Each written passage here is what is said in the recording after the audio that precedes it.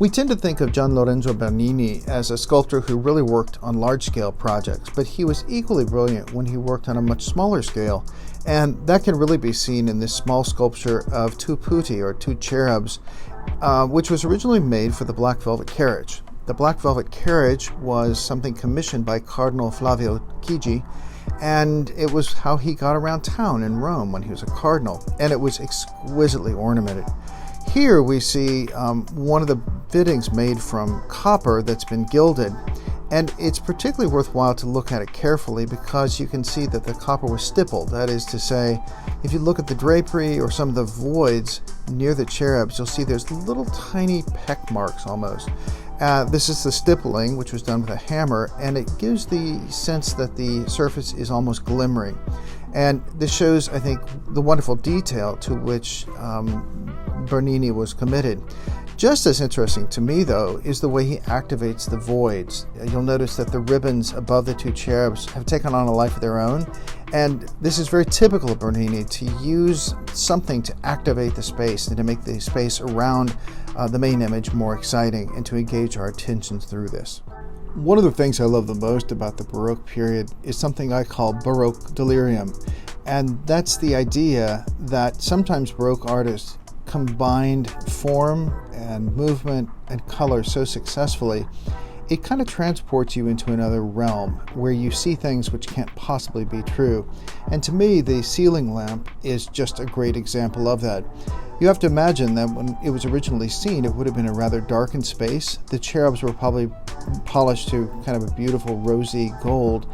And of course, the crown they're holding would have been more highly gilded. So you come into this darkened space, and you're confronted with this vision of these three cherubs floating upward of the crown. Completely illogical, and yet at the same time, the cherubs are so graceful and so beautiful and so buoyant, you're tricked for that moment into believing that you're watching a miracle unfold.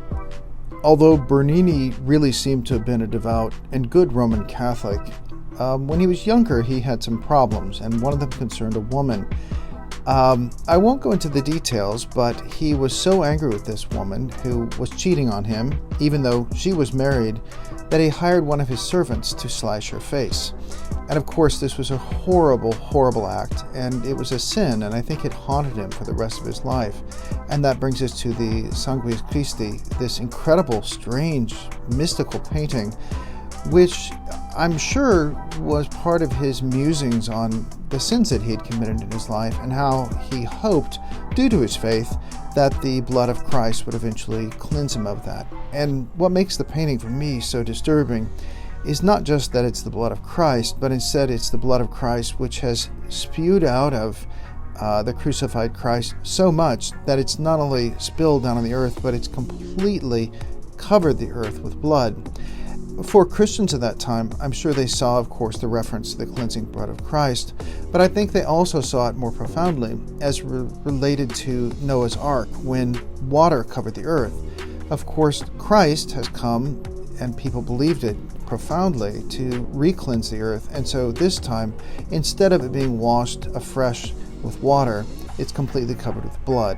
And again, this is the type of musing, the kind of meditation that would have appealed to many people during the Baroque period, and of course had very deep and special meaning for Bernini himself.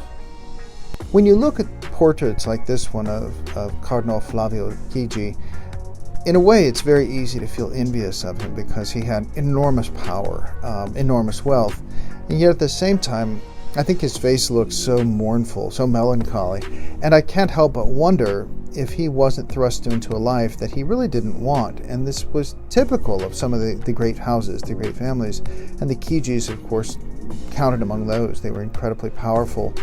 And I think that he was probably forced into this role as the Pope's nephew because of who he was, and they needed someone in the family to fill that role.